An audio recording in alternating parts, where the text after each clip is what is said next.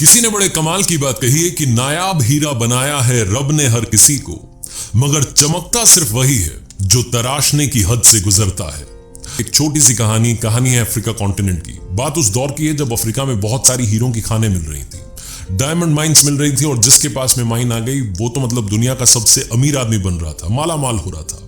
हीरे ही हीरे वहां मिल रहे थे। ये बात जंगल में आग की तरह फैल चुकी थी, गांव में चर्चा हो रही थी, कहानियां सुनाई जा रही थी। एक गांव में किसान रहता था जिसको रोजाना एक नई कहानी सुनने को मिलती थी। कभी उसका दोस्त आके बताता था, कभी फैमिली में बात होती थी।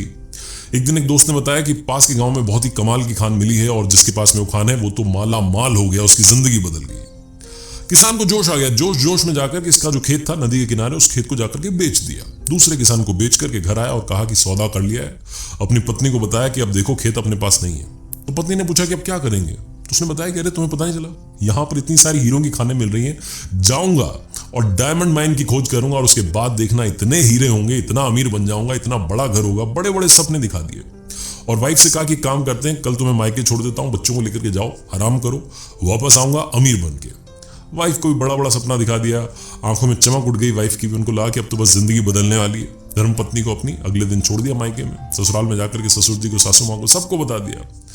जो जवाई राजा थे बड़े खुश थे कि चलो भाई अब तो हम निकल गए खोज करने के लिए। पूरे अफ्रीका में घूमते रहे। इस किसान को डायमंड माइन नहीं मिली। बहुत साल लग गए, लेकिन इसको कुछ समझ नहीं आ रहा था कि अब क्या करें। वाइफ को इतना बड़ा सपना दिखा दिया था, ऐसा कहा था कि अब तो अमीर बन के आऊंगा, माला माल हो जाऊंगा। वो जो एक्सपेक्टेशंस थी कहीं ना कहीं इस पर हावी हुई। एक भी हीरे की खान नहीं मिली थी। निराश था, उदास था, पहाड़ से कूद करके जान दे दी। नदी में कूद गया, उसके बाद जिंदगी खत्म, किसान की मौत हो गई। कहानी यहां खत्म नहीं होती है, कहानी यहां से शुरू होती है, क्योंकि कहानी इस किसान की नहीं है। ये कहानी दूसरे किसान की है जिसको इसने खेत बेचा था। जिसको खेत बेचा था वो सिर्फ खेती कर रहा था, जाता था खेती करता था, वापस आता था, अपना रूटीन काम कर रहा था।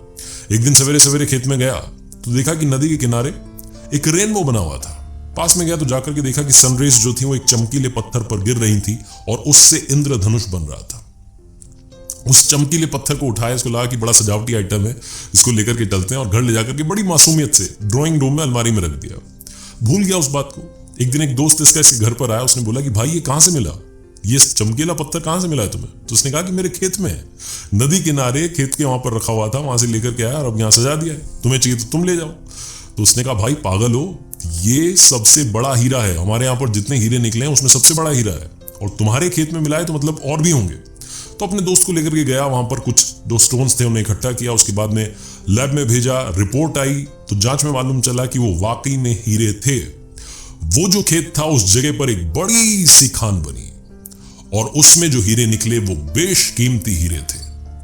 जिस किसान का वो खेत था, यानी कि दूसरा वाला किसान जिसने वो खेत खरीदा था, वो माला माल बन गया।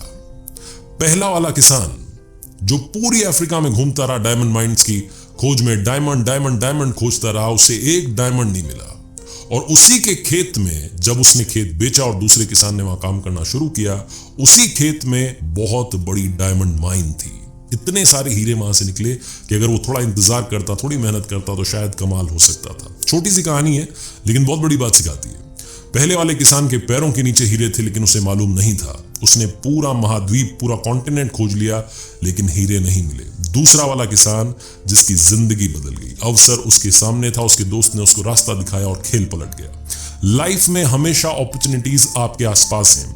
अगर आप अपॉर्चुनिटीज तलाशने के लिए कहीं दूर चले जाएंगे तो ना तो अपॉर्चुनिटी मिलेगी, ना अवसर मिलेगा और ना सक्सेस मिलेगी। कई बार कहते हैं कि अपॉर्चुनिटी आपके दरवाजे पर दस्तक दे रही होती है।